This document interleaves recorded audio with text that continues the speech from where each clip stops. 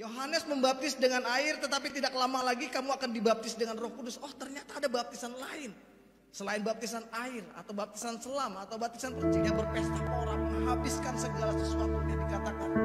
Sangat berdosa sekali anak bangsa ini.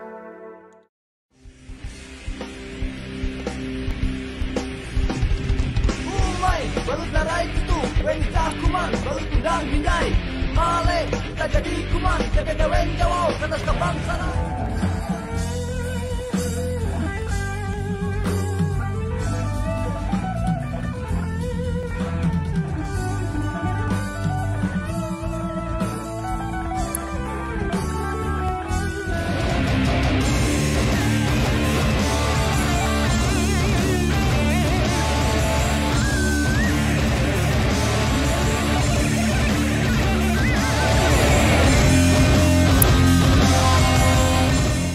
Jadi langsung saja kita sapa Pak Kilat.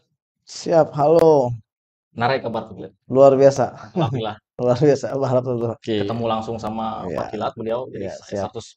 100% percaya bahwa Pak Kilat ini adalah pendeta. Iya.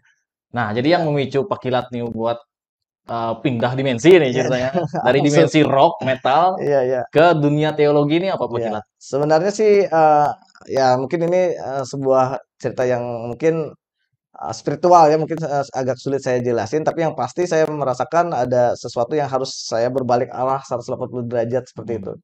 Jadi sejak berbalik arah itu saya banyak hal yang membuat saya was-was sebenarnya dengan kehidupan, dengan masa depan.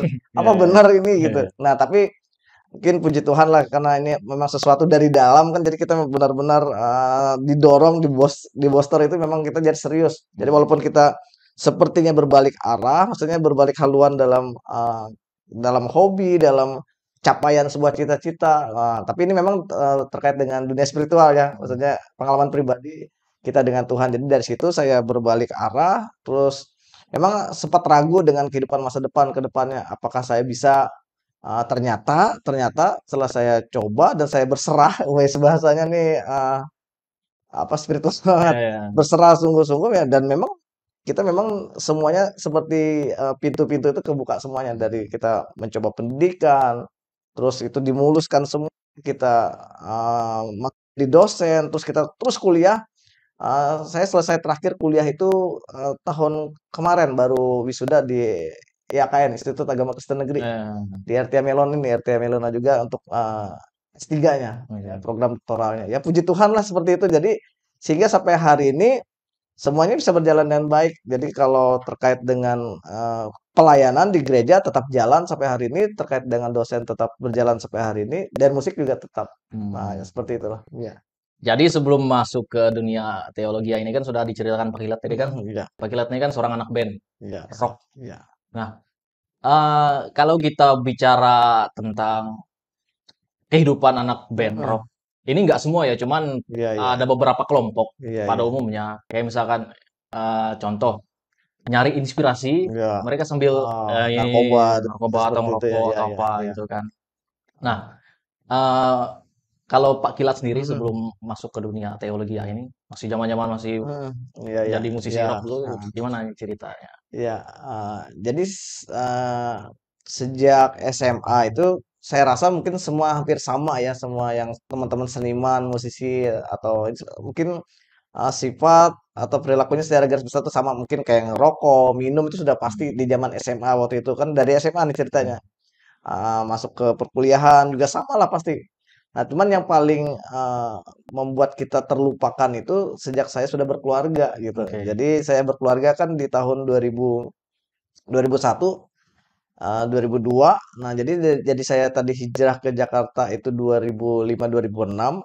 Waktu itu anak saya masih kecil. Nah, yang menjadi korban itu sebenarnya keluarga. Ya, keluarga jadi yang menjadi korban karena kita mengejar kan rata-rata seorang seniman ini idealis, rata-rata seperti itu. Iya. Jadi idealis, egois lah kayak gitu. Jadi pokoknya aku yakin dengan apa yang kujalani. Wah, seperti itulah bahasanya lah. Berarti saat itu sudah berkeluarga tapi masih di Iya, dunia masih musik ya? Jadi karena fokusnya karena kita mencintai musik itu memang melebihi segalanya waktu itu. Melebihi segala-galanya. Jadi kita fokus, ibaratnya kalau bangun tidur pun ngulik lagu, hari-harinya habis di dunia musik, kita ngerekam, mencari ide, habis. Jadi hampir kiri kanan depan belakang ini tidak terpantau lagi. Ibaratnya kalau kita punya keluarga itu enggak ya, bahasa bahasa kasar teh mun kon leuh bahasa Dayak teh nah. Dia lala taurus hindai, abi ji ambisi kita sebagai anu tenang lain sebagian campur bahasa Dayak nih. Karena kita di Kalteng. Ya seperti itulah yang jadi sebenarnya yang paling menjadi korban dari keambisian kita itu keluarga sebenarnya di situ. Jadi mungkin ada kaitannya itu tadi gambarannya sejak 2009 atau 2010 itu kita ada perubahan di alam semesta itu seperti kita mungkin dapat teguran, hidayah lah ibarat seperti itu sehingga kita memang akhirnya fokus dengan di sekeliling kita akhirnya seperti itulah gambarannya. Memang kalau bertanya tentang anak-anak band ya saya rasa semua anak-anak band seperti itulah kalau yang masalah kayak tentang rokok, minum. Tapi kebetulan untuk band kita bisa dikatakan jauh dari narkoba, dari obat-obatan atau semacam ganja seperti itu kita enggak. Kalau minum iya dulunya seperti itu, minum dan rokok iya. Buat anak-anak muda kalau mau masa depannya sampai arahnya tetapkan dulu sebuah visi dalam kehidupan ini. Jadi kalau kehidupan kita tanpa sebuah visi itu sama dengan artinya kita berjalan nggak tahu mau kemana. Misalkan saya dari rumah, saya nggak punya tujuan, jadi saya putar-putar balik, putar-putar kapan sampainya. Jadi Oke. dari ini sejak muda dulu kita tetapkan sebuah visi, karena itu yang saya rasakan keberhasilan itu di situ. Misalkan saya di dunia pelayanan atau di dunia akademis, saya tetapkan saya harus bisa mencapai target sekolah di sana. Jadi fokusnya enak banget. Jadi kita langkahnya pasti sampai gitu. Sama halnya di dunia musik, di dunia dagang, karena kita dagang juga, saya pengen punya toko seperti ini. Nah, strateginya seperti ini, seperti ini, seperti ini.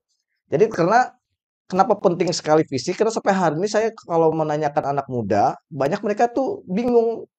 Nah, rencana maika mau tege kere hasil kere duit mah bingung apa usaha nara ya aku tuh malah. Nah, aneh. Rencananya aja nggak punya rencana mau bikin apa, mau bisnis apa nggak punya dalam hidupnya. Jadi usahakan punya rencana dulu. Nah itu sih tips saya baik itu di semua bidang, baik itu di dunia musik, dunia seni, dunia sekolah atau dunia pekerjaan apa saja. Jadi bangunlah. Jadi gini, mimpi itu akan selalu menjadi mimpi kalau kita nggak terbangun dari tidur kita. Mantap. Ya pokoknya mimpi itu selamanya akan jadi mimpi Oke. kalau kita nggak cepat bangun dari mimpi tersebut. Iya, seperti itu.